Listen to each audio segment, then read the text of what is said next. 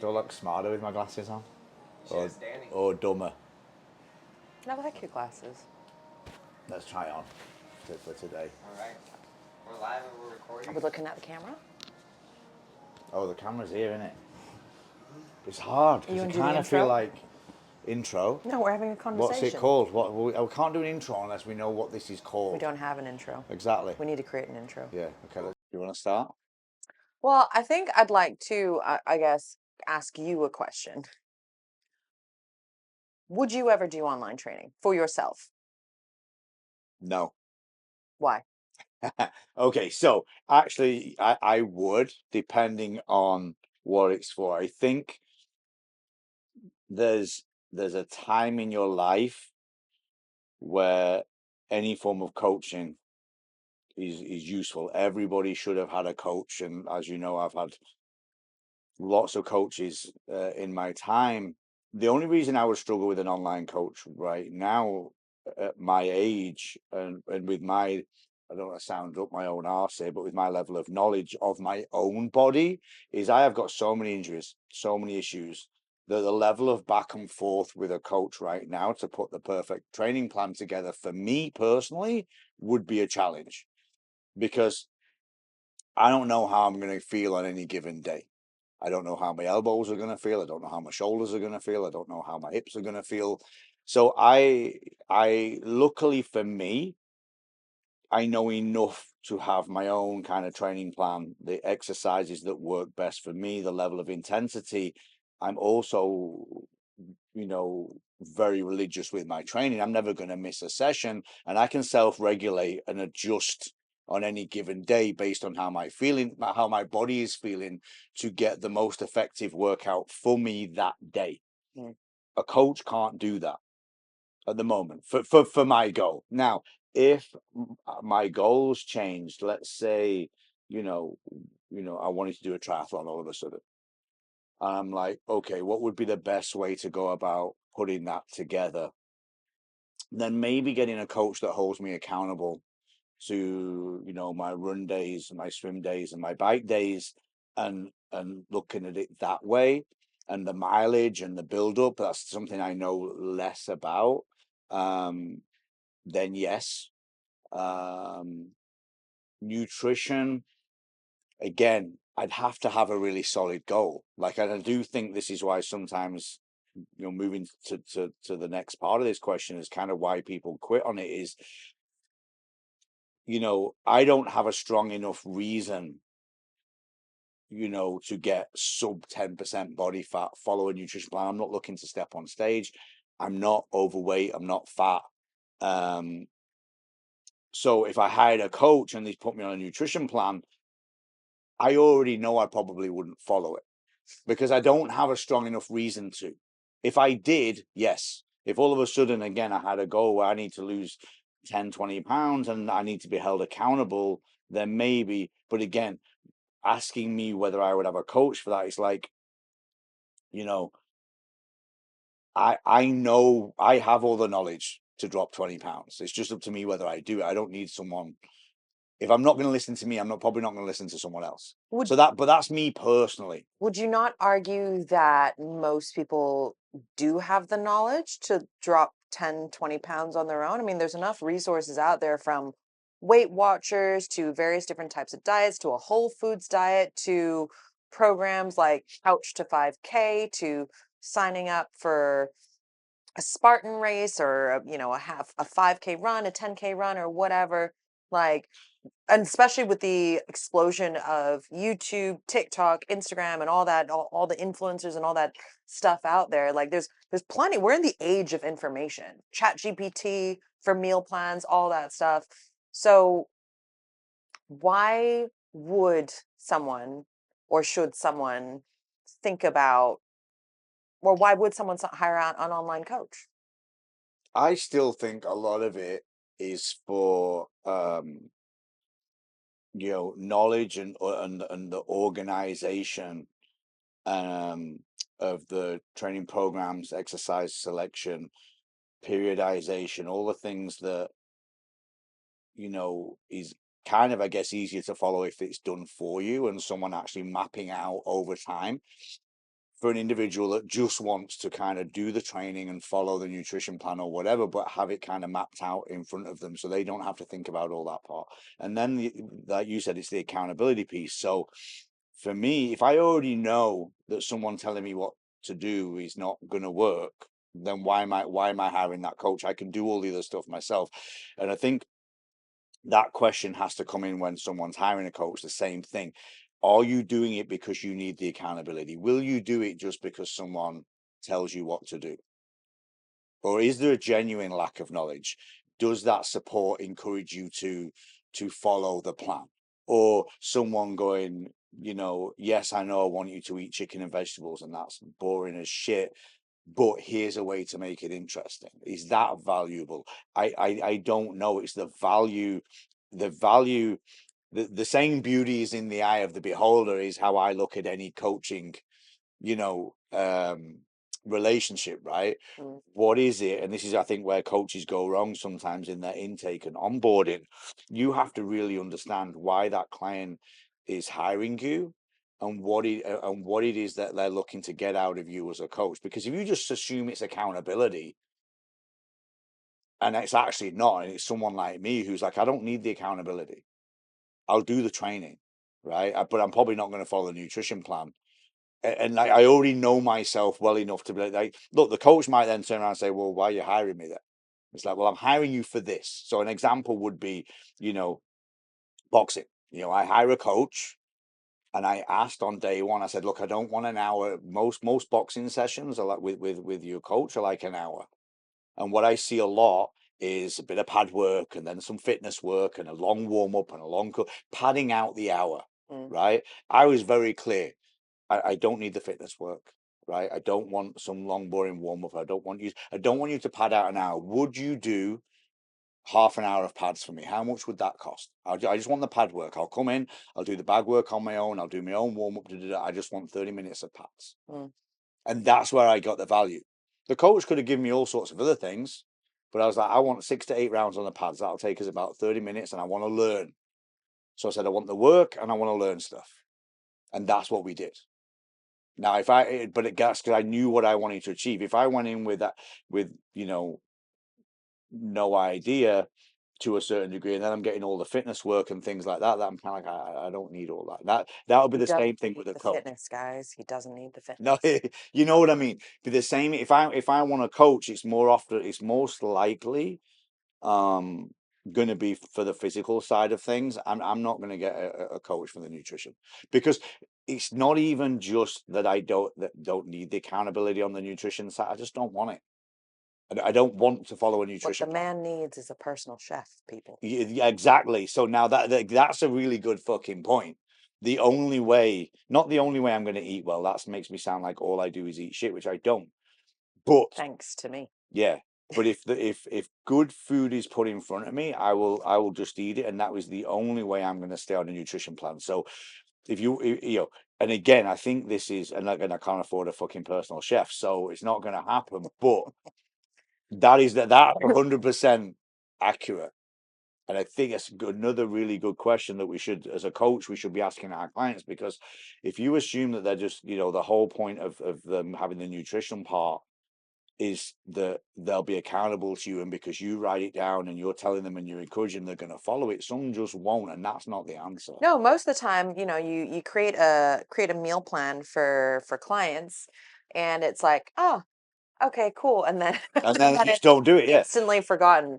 They might look at the macros, and so hence the rise of, like, if it fits your macros, which I don't think is the best approach. It's a starting point Mm, for a lot of people, and it's a great starting point to appreciate, energy balance. But what a coach should be doing is giving feedback. It's looking at, okay, what are you actually eating, and working to work with the client within that, and help them improve that slowly over time. So I think it's that continuous feedback loop, and having the hard conversations and calling them out on, hey, what was this? I see this on your food plan. Or, hey, I see you haven't tracked your food in a while, in a few days. What's going on? mm. Um, because someone's not gonna get that from ChatGPT. No, but I think even having the hard conversations comes to a dead stop if the hard conversation isn't around, okay, clearly you just don't want to eat that way. Yeah. You know, and I think the hard questions are not why you're not doing it, why you're not doing it. It's okay, let's be honest. You know, you've gone 3-4 weeks, you haven't even tried to implement the meal plan, right? Yeah. That's not a negative thing. It's just let's Call a I, spade a spade. yeah, let's acknowledge that you don't want to follow this meal Yeah. plan, and most likely you don't really want to follow any meal plan Yeah. because, you know, there's only so many foods out there. There's only Yeah. so many adjustments I can make, you know, and if you, so, but we need to be in a calorie deficit if you want to lose weight. Can we find a way of doing that? Or again, is it like my case? Is it just because you have to try and prepare it and do it all yourself? Can we find a way of having this delivered ready, good to go for you? Yeah, like what is Would the that sticking work? point? Yeah, what can you follow? Could you do meal prep? Yeah. And let's not go, oh yeah, but that's expensive. It's like, well, it is what it is. You know, you've got these options. Like I say, I can't afford a personal fucking chef, but a meal prep company, okay, maybe. And if that's going to cost me $100 extra a week than going out and buying the ingredients and doing it myself, that's the trade-off I have to go with. If I really want to follow a meal plan, eat healthily, hit a target weight, whatever that might be, but everything has a trade-off. But the quicker you get to that, I just don't want to. It's not even I don't want to follow a meal plan. The actual answer might be I just don't want to make my own food. I'm not very good that if I go in this place, I'm going to buy X, Y, and I Z, don't have that skill or I'm set, not going to. Yeah, or I and it don't have doesn't. that bandwidth. Yeah, I don't have what the the fuck does time. bandwidth mean? The bandwidth, like an internet bandwidth? Come on, Yeah. people. Stay with me. Bandwidth. It's a thing. It's a thing. Yeah. It's like outstretch it. If you have a bigger bandwidth, you have a bigger So trying to sound capacity. smart just because we're on TV. No, it's not. It's a thing. Just Google it. Chat. I know it's a thing. I'm joking. Fuck me, sarcasm. I tell I'm the only Brit in the room. That's why we were. Yeah, you are. You, That is. the two Americans trying to properly answer my question. It wasn't a real question. Sarcasm, people. Sarcasm. Anyway. It's a trash. Oh, Yeah. yeah. It's like aluminum foil, but like tin foil. What do you think is the most important reason people choose to hire a person coach? I think, like we were discussing earlier, I think there's no the reason, as in this is the number. I mean, there's I'm sure there's stats out there for number one reason. I think you know, a lot of people hire a coach to potentially, in a lot of things, get from A to B faster. Would be certainly a reason I'm looking at, or maybe to learn, to gain more knowledge in whatever it is they're being coached on. And I think those two things kind of go hand in hand. So when it comes to fitness, weight loss, you know, Danny touched on it earlier. Like all this information is out there. You can chat GPT now. You've been able to Google all this stuff for ages. You can go on YouTube, watch videos. The information's all out there, but a coach working directly with you one-on-one and offering you that very personal support for your personal circumstances, again, should help you create, you know, the perfect plan for you quicker than trying to put it all together yourself based on things you can kind of research. And I think, like, as a coach, you have to then try and tap in with your client which part of that is the most important part to them. But I honestly think that when people come through the door, they're just looking through for some sort of help to achieve, you know, by and large, if it's a weight loss goal, their weight loss goal. How can I go about this? I've done a few things on my own. It's not quite worked. You know, I'd really want to shed this 20 pounds. What's the best way for me to go about doing it? I think something else that a coach offers, whether it's in person or online, is there's proof. There's proof in their method. Well, there should be. There should be proof. whether the coach has done it with other clients, whether they've done it with themselves. There's material evidence, and I think when a someone is looking for a coach, they see that they want it, they aspire to be like that. There's something inspirational behind that they can see, maybe I can do it. If this person can do it, maybe I can do it too. And then having that personal touch. I think about when I looked up my coach, who's also a long time friend, but I knew that he specialized in taking people from novice to stage. And so it was like, right, okay, he's done that with loads of people, then maybe he can do that with me too. Mm. Maybe we will have that belief in me, as silly as a dream as it is, or it felt silly at the time, but maybe he can do that with me too. And so having that faith and that continuous feedback of, yep, we're exactly where we need to be this week. All right, 1 month in, right, we're exactly where we need to be. Don't worry, trust the process. And me kind of seeing that, getting that feedback from him and developing that trust with him and that relationship um, was really important. And we work online. Like, I think I've seen my coach once in person over the past 3 years, 4 years. So yeah, I think that's something that's super, super important, that you want to see that evidence. That's a good point. I think to piggyback on that a little bit, like, do you think, what would your hierarchy be of what someone should be looking for when they're looking for like an online trainer or a personal trainer in a gym? I think in a gym, in a gym setting, especially a gym setting like ours, it can be a little easier. Um, but online coaches is a bit of a minefield. You're looking at mostly people's Instagram feeds to a certain degree, unless you can get a referral to choose a coach. What do you think people should be looking for? I think that when people are looking for an online coach, they should look for, unfortunately, I want to like, certifications. I think it should be up there. Some E- e- sort. Even if the client doesn't know, has no idea what certifications mean. The client might not know anything about what certifications mean, but that's an easy Google look up to see, right, is it legit? Mm. And not, I think most personal training qualifications out there are actually garbage. Um, but it shows that the coach takes their career seriously, Yes.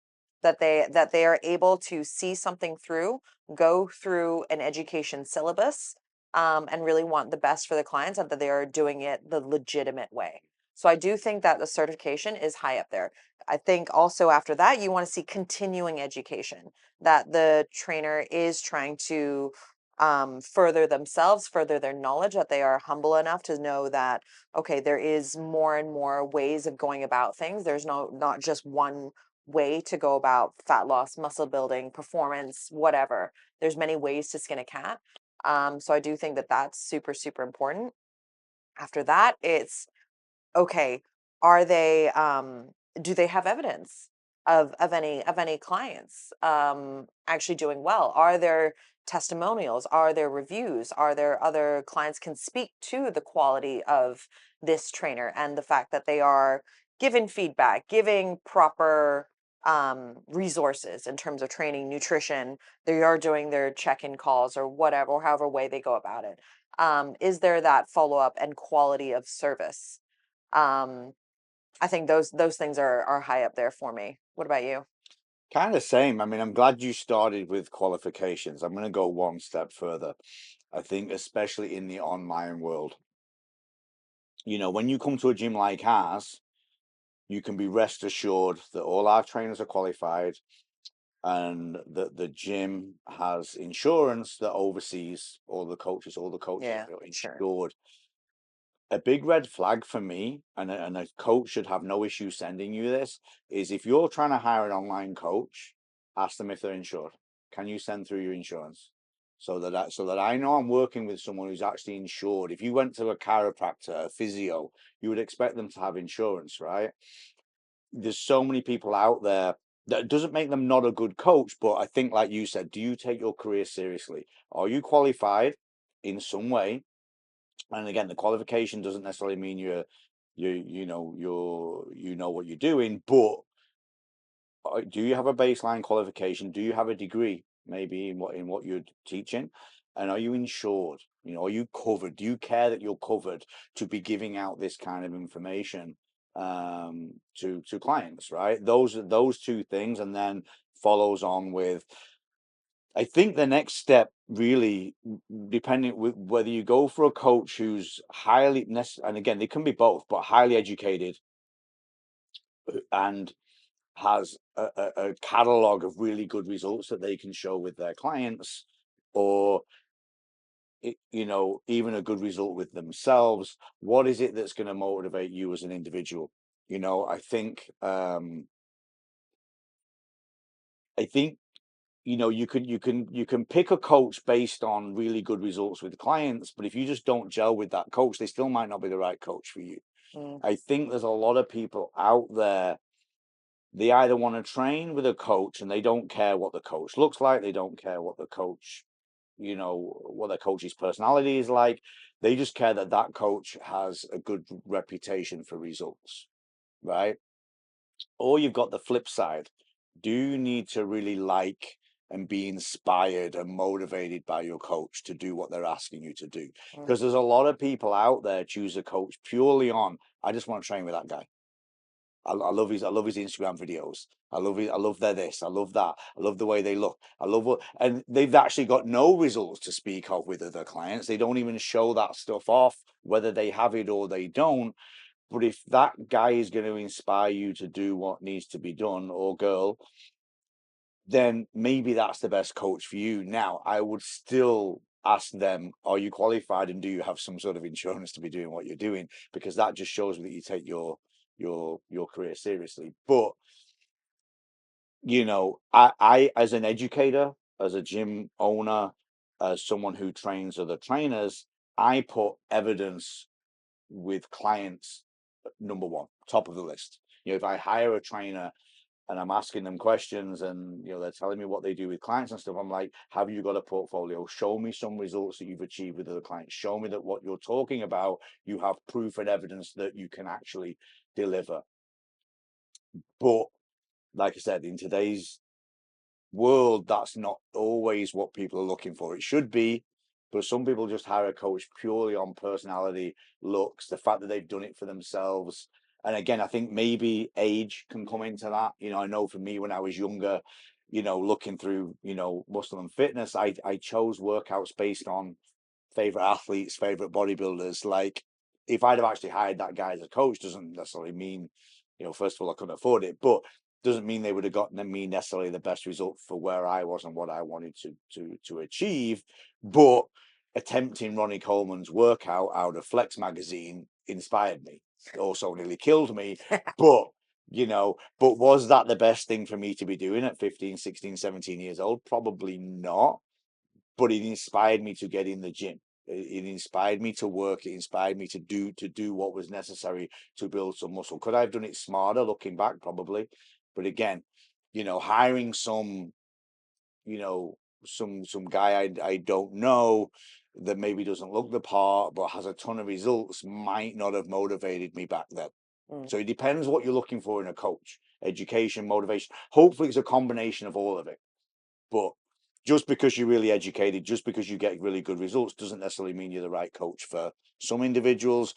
Just because you have really cool fucking Instagram, you're in amazing shape yourself, also doesn't necessarily mean you're the right coach for everybody either. But I think as a coach, you should be looking to kind of tick all of those boxes, you know. What are your thoughts on, I guess, you know, we have all these big fitness influencers who all have their own apps and programs and stuff that you can download and follow. From what I've seen, a lot of them tend to be more hit style work. There's a lot of jumping around, there's a lot of flailing limbs, there's a lot of that, especially with females. And band booty all that kind of stuff. What are your thoughts on, I guess, using that as a starting point for someone looking to get in shape? That's a loaded question. I know. Um, Look, here's my take on this, and I've kind of always said this. I don't believe there's really such a thing as bad exercise. There's exercises done badly. And I believe that whatever your starting point is when it comes to training, whatever motivates you to get in the gym or outside or whatever and move, if you're looking to lose weight and get healthy, it's all good. I don't care whether you go to Soul Cycle, I don't care whether you go to Orange Theory, I don't care whether you do some influencers fucking program, whether that's the best program for you to achieve your goal and your result. That's where the debate comes in. More often than not, probably not, but we have to, for some people, there has to be a starting point, and if that starting point gets you the habit of exercise, and it takes 3 months, 6 months, maybe even a year of doing whatever that thing is to get some okay results, but maybe it's not exactly what you were looking for, but that now piques your interest to go a little bit more specialist in your training and nutrition plan to actually get to your goal, then I believe it's kind of all good. I honestly, Very diplomatic. yeah, I don't like to bash on all of that stuff because again, it's not about those individuals or that type of business or that type of training. I don't like selling, I guess, false claims and saying, this is the best way to train and this is the best way to do this and this is the best way to that, because again, it's all based on the individual's goal. But bear in mind, a lot of people's target audience is, fat loss and improving appearance. And there are a lot of ways to actually do that. Yeah. In my opinion, there's a hierarchy of the sort of the best and the safest way. But at the end of the day, it's what gets your ass off the couch and into the gym to actually fucking move is going to be my number one. And if you think that doing that thing with that influencer that I might think looks shit gets you in the gym and training, then don't listen to me. Do that thing. Maybe listen to me if that plateaus and it's not working as well as it used to, and you want some more guided advice on how to really, look a certain way or get to your target weight goal or whatever in the most efficient way possible. There's a big difference between just because something being efficient might not be inspiring to some people. So again, this is where I think coaches have to get out of their own way. Like if I'm giving you what I think is the most efficient way to get from A to B, but you're not doing it, it's not the most efficient way. Just because I think it's the most efficient way, or just because science backs it up as the most efficient way, if to that individual they don't like that way of training, they don't like that way of eating, it's boring, they're not gonna do it. Now it's not the most efficient way. So as a coach, I have to choose, do I compromise on what I believe is the most efficient and best way to do something to get the buy-in, to get someone to move consistently, to eat healthily somewhat consistently, because my job as a coach is to help them get that result no matter what? Or do I say, hey, I'm not the coach for you. I know what you're trying to achieve. And if my way of doing things, and I am adaptable, but if I can only adapt so far, so let's use an extreme example of like, someone comes to me and let's hope they wouldn't ever come to me for this, but I want to lose weight and I want to look good and I want to do, you know, I don't know, aerobics in order to fucking get in shape. I'm like, I'm not the coach for you. I'm not gonna find that way. If aerobics is the way you wanna go to get in the best shape possible, then here's where I'd refer you to. There's some good classes over here, there's some good places.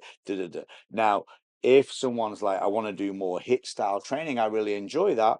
Okay, I can compromise. I know how to put a decent HIIT program together. I'm gonna do it, using my, I guess, my education and knowledge to put that together, how I think that should be put together best. But yes, I can do that if that's what's going to motivate you better. And I'm going to use that tool early on to get you moving, get you progressing, get you losing weight, gain interest. And if then we can kind of move you more towards things that I think are a little bit more efficient, we will. So I'll have a scope of where I'll go with somebody to really help them, but I also have a cutoff of I'm not the right coach for you. Fair. They were saying personality and communication skills also pretty important in this aspect of what people look for in a coach. Your mind, how important is personality and communication skills in person trainers? We talked about qualifications. That was definitely a big thing. Expertise. No one's going to blame fine against that stuff, but it's like there's a reason why personality sounds like Yeah. can change everything. They say even just retaining just 5% more clients increases profits by 25 to 95%, highlighting the importance of relationship building and personal training businesses. But I'm just curious stuff from your take, like what personality traits do you think you guys see? Or I think, yeah, I mean, I think personality is massive in online training and in-person training, um, in life. It's I have to remind people that it's personal. It's personal training. We're in the service industry.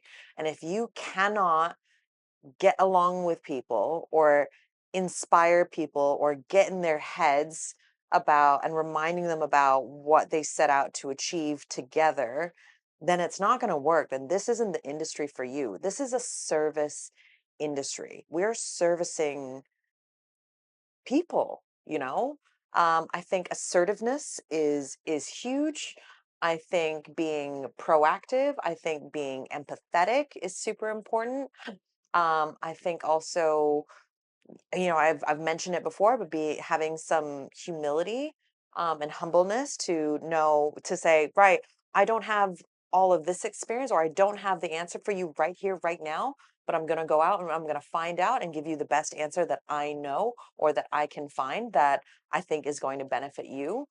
Um, I think also learning to read a person, and understand, being able to meet them where they are and where they're at. If you're working with a woman who's given birth and she's trying to work off well, she's going to work off that weight.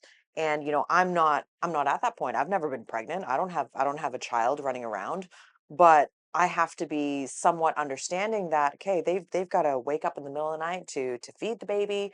They've got to be they're running around trying to get food together. They're not sleeping properly. I can't be that trainer that's like, no, you need to get 7 to 9 hours of sleep every night. It's right. Okay, what can we do? What are you willing to do? What is within your scope? And how can I support you better? And let's just work on trying to maybe improve these areas if you think that's possible. So I think those aspects are hugely important. Um, but again, especially with online coaches, I think it's being proactive and being almost we've mentioned this before, but being almost a detective. Mm. You need to be looking for, okay, if this isn't progressing, then why? What aspects, what key pieces of data and information do I have, or what can I unearth that might be the issue? Is it a gut health issue? Is it, okay, when was the last time that client got some blood work done? What are their stress levels like? And not necessarily that I can um, fix those stress things, but what lifestyle factors can I support them in to make sure that to help alleviate that stress in that aspect? It's really being relentless, relentless in finding out what you need to be a problem solver. That's also a really big thing. Like, there's no point in pointing out this is an issue, this is an issue, this issue, if you can't come up with any suggestions, of how to address it or how to fix it. What do you think? So I went off on one. yeah, I was gonna say, so I mean, fuck hell, the question was about coaching personality and communication, right? So, I think, it's very common that, an uneducated coach with a great fucking personality will most likely always have way more clients than a highly educated coach with a terrible personality. So personality is huge. That said, your personality doesn't necessarily match everybody else's personality. Mm. But good personality, positive personality does go a long way. And I think the good thing, for me as an educator, I'd rather have a coach with a great personality and educate them than a highly educated coach with a terrible personality. Because I know when I say a terrible Now, personality, what is that? yeah, I don't mean more like a terrible attitude. I don't think anybody really has a terrible personality. No. Personality means a lot of different things. For me, it's that what I'm talking about is attitude, right? I've come across a handful of coaches who are just and again, especially in person, who are just super quiet, and again, you can make that work for you. I think the first thing you've got to think about as a coach when it comes to personality is understanding your own personality and your own limitations, with whether you're a loud, brash, outgoing person and how you can use that to help people, but also making sure you're studying the reaction of your clients. So whatever your personality traits are, most of us can turn them up a notch and down a notch if we understand ourselves well. I think everyone's personality generally is this is the line of where your personality is most of the time. I can take that up a notch for some people if I need to, and I can drop it down a notch for other people.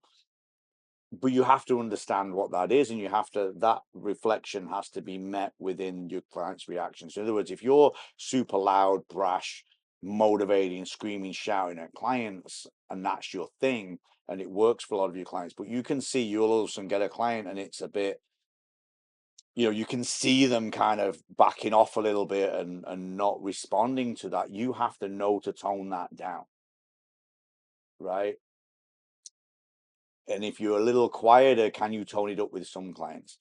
And I think, and then are you willing to add education into that personality, right? Personality will take you so far, but again, going back to what you said before about results, if you have a great personality, your clients love training with you, but now where you're falling down is you're not getting results with them to back it up, then that will only ever go so far. And I kind of say this, these are the kind of coaches that unfortunately sometimes end up, personal training people forever. Not that I'm saying that's a bad thing, but the education, the results part will let you down when it comes to progressing as a coach, over time in the industry.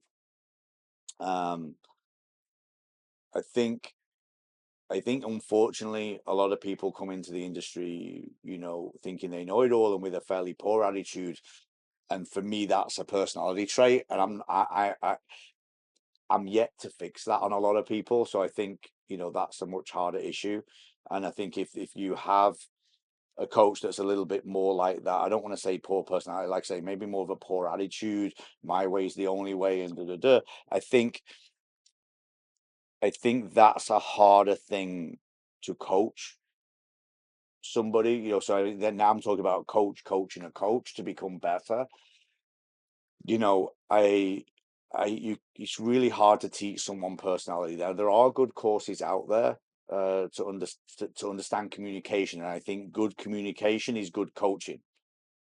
So regardless of your personality traits, if you can learn to become a good communicator, you can overcome certain personality traits that way.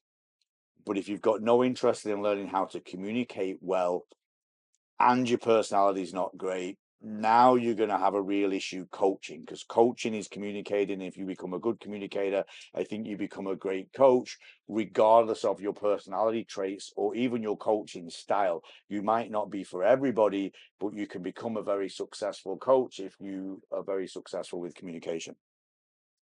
I do think that skill set of being able to read a room is something that everyone can understand in some capacity. If I think about, like, the way that I will speak to my mother Mm. is very different from the way that I will speak to my brother. Yeah. The way that I speak to your mother is very different to the way I'm going to speak to my best friend, and it's kind of that adaptability and being able to be a little bit of a chameleon. Um, and I think with younger coaches, that's something that they need to learn really quickly. I think especially newly certified coaches, we they we they tend to obsess over all the technical aspects. They get almost overexcited being, at this insertion point in this muscle group and Mm. pronation, supination, and lordotic, and all that kind of stuff, and they're spewing all this stuff out to their 60-year-old client, and their 60-year-old client is like, and it can come across quite negatively. It can come across, I guess, almost arrogant sometimes, or, I don't know how that person might be interpreting that. But again, it's about meeting them where they're at. Um, and then I think about, just talking on personality and how you kind of being super vocal and stuff. Like my first job in fitness was working. I would used to coach like a CrossFit type class, CrossFit strongman type class at 5 o'clock in the morning in Hong Kong at an MMA gym. Um, and it was a 5 a.m. class with a bunch of bankers, and it was a bunch of, you know, 40-year-old men, really big guys, A-type personality, just wanting to get in, get out, smash some shit. And there's me, 21-year-old girl, like, "Oh, okay." And I just remember thinking, like, right, this is a let's big this up, and being like very vocal, very like no nonsense, and putting almost that persona type to kind of hold my own. But again, then, my next job in fitness was coaching women only in an outdoor boot camp.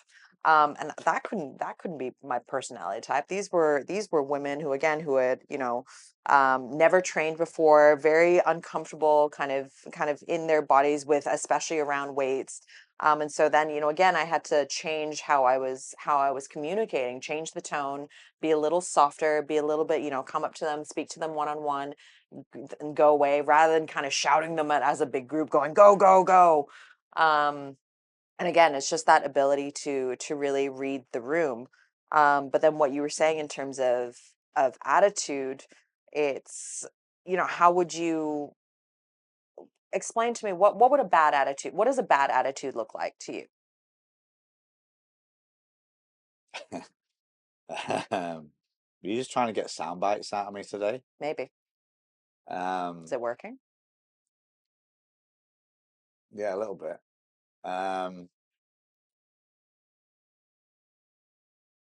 Again, I think it depends on what context, whether we're talking about a bad attitude, from the coach to the client, or, maybe a bad attitude, coming back your way from the client. Sometimes, like, a poor attitude for me in general is not being willing to listen, certainly not being willing to learn, being negative about a lot of things, and these people, these can be personality traits in people.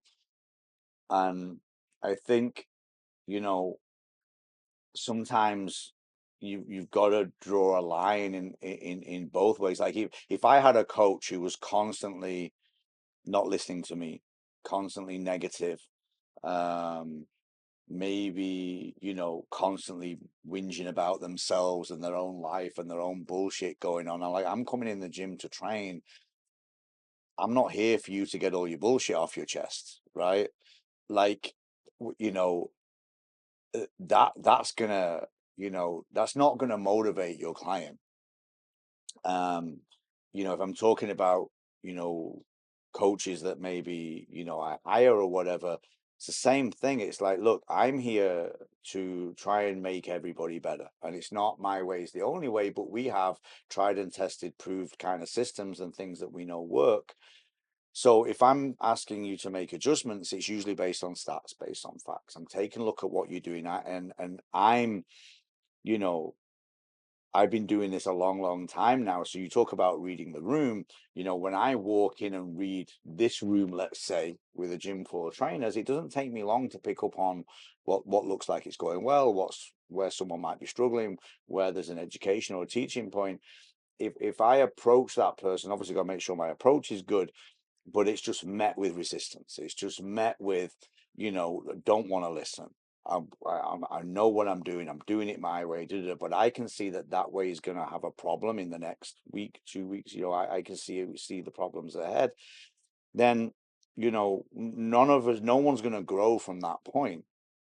And I think, there's a lot to be said for people learning the hard way and getting it wrong and then hopefully learning, but not everyone even learns that way. They just continue getting it wrong. So,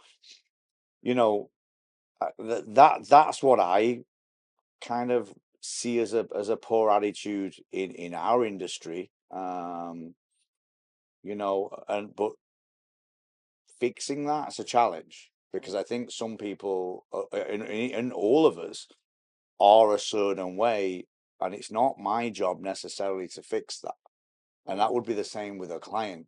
And I think, unfortunately, because personal training, online coaching, all these things are a business, you sometimes have to get out of your own way. And this is really challenging, and take the money away from the equation, right? If I'm training someone with a really poor attitude to absolutely everything I'm trying to ask them to do, then maybe this isn't the best fit.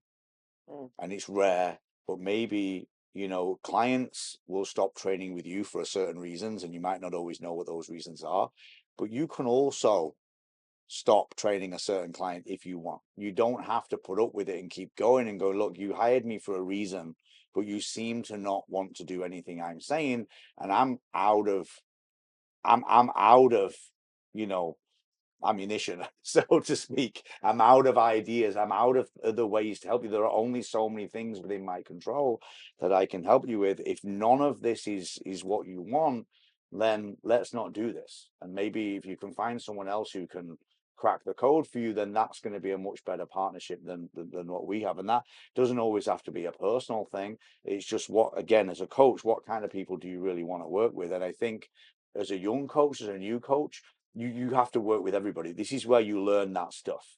I've worked with everybody. You name a personality type, I've worked with it at some point. And one thing I wish I'd learned sooner was that, because oftentimes these relationships do fall apart. They stop training with you anyway because it's not meeting their needs, but usually it's gone on a lot longer than it should have done. And when that client all of a sudden stops coming, that you're like, okay, that's a relief. And another way to look at it is also, and again, this is a way to look at whether you're actually cut out for this industry or not, is, if a client cancels on you and you're relieved, that might tell you a lot about you and that client's relationship. Like, this is your job. This is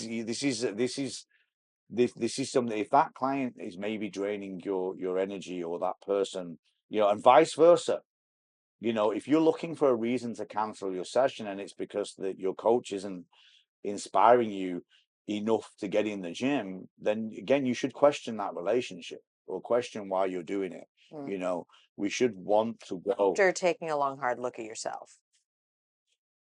Yeah, 100%, but like, yes, it's hard. Look, maybe it's not the coach, maybe it's the 5:30 a.m. start that you're struggling with. Let's take a look at what you're struggling with. But again, a good coach, good personality, someone who's, even if you're doubting, don't feel like it this morning, you're still gonna go. But again, you'll know that as coaches, like, yes, it's the same thing. Getting up early is hard work.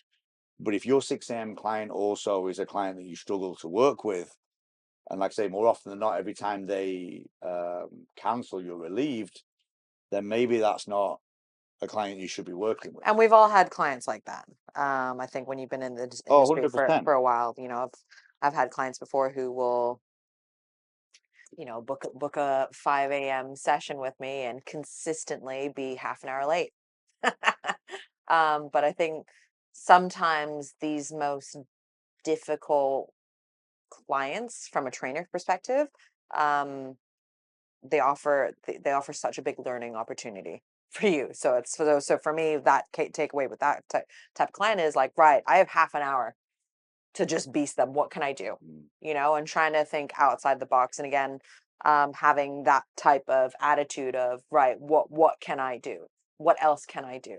Yeah, they can also be super rewarded. If you do get breakthroughs here and there, like anything with someone who was a little resistant at the start and maybe a little negative, maybe didn't, there's and again, this is where, that, I guess, almost that fine line of good to great, Yeah. great coaches will find a way Yeah. Find a solution. and a solution to kind of get those little breakthroughs to get people progressing, get people to hopefully change their attitude towards what they're doing, and make actually a sort of a life changing change, not just in implementing the things you want them to do on the gym floor or with the nutrition, but just in their mindset and attitude towards what we're doing and why we're doing it. And I think that takes a certain skill type that comes from experience and comes from, okay, sometimes I've got to get out my own way of training and nutrition knowledge. That person maybe needs this, but if they also need a sort of an attitude intervention as to what motivates them, why they're doing it, why do they want to do it, or even finding a way that they enjoy better, because 90% of what you're trying to put together they just don't enjoy. And we unfortunately, I think as coaches we forget we don't all enjoy exercise. People are doing it because they need to do it, or they feel they need to do it to achieve an outcome from a health or a weight loss point of view. And that's definitely when a coach has to get out of their own way, because the attitude of, well, you came to me for help, why are you not doing it? He's not going to help that kind of person. They need help, they just don't know what kind of help they need, and that's for you to figure out. Okay. Should we potentially peel it back a little bit, with and just going back to, I guess, the fundamentals of online training and nutrition? What are what what are the basics of what a good online trainer and nutrition coach, what are the basics to you? What does that look like?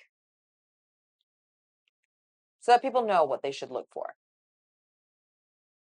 What you're actually looking for in a coach, No, in the deliverables. I think What does a good online coach deliver?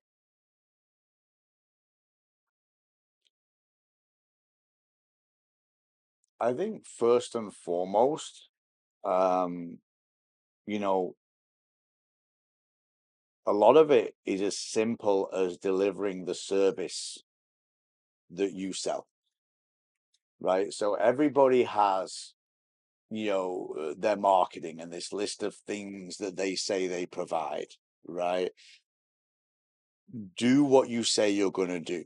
So if you say, that you're available somewhat 24/7, or that you will respond to your clients within 24 hours or 12 hours, or you say, I'm going to get that program sent over to you, by close of play today, or I'll have your nutrition adjusted first thing tomorrow morning.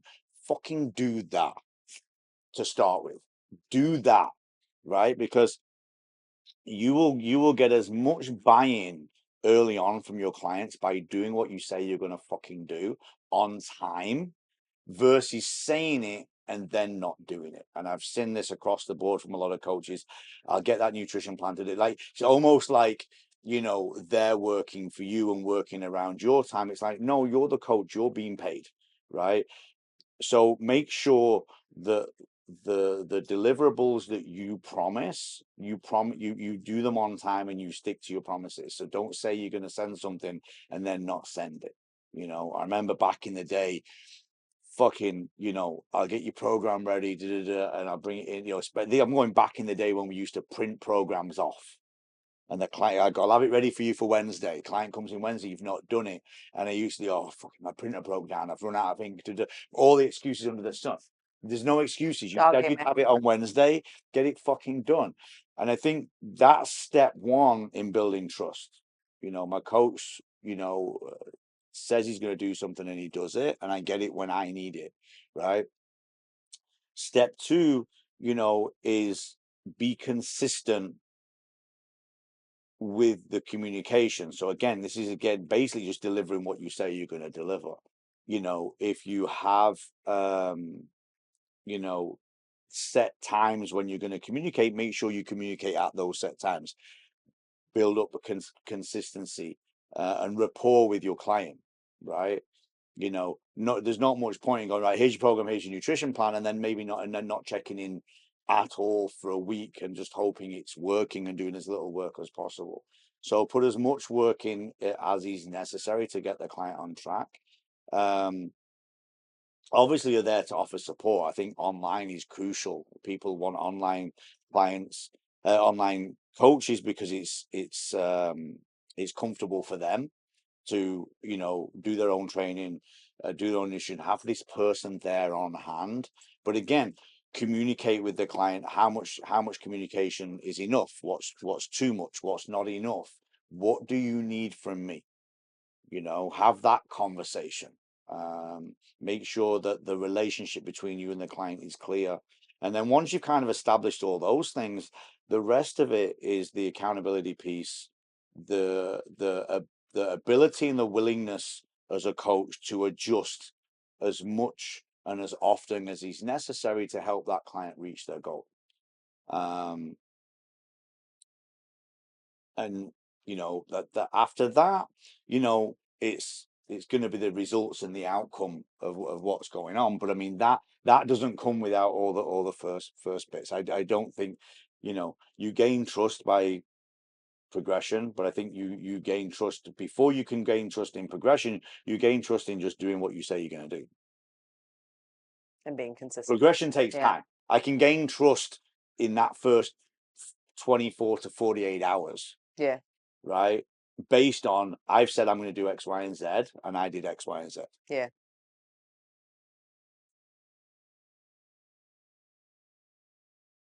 Are we done? All right. What time is it? It's About 9:20. Yeah, should we wrap up there? Yeah, I think we got enough for today. Again, I think if we go too long, you just kind of end up getting off track at different things. I think we've covered enough there for today. We talked a lot about,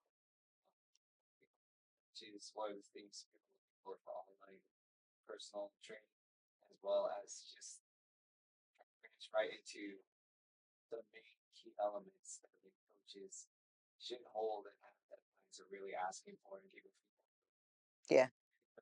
Great topics. Yeah. To highlight and jump on. It's like if there's other topics based off of this, like I'll have the videos here so that way then we'll you can follow up on those topics next times. Yeah. But cool. Maybe those would be good ways to direct what the next questions or things you guys like to go through.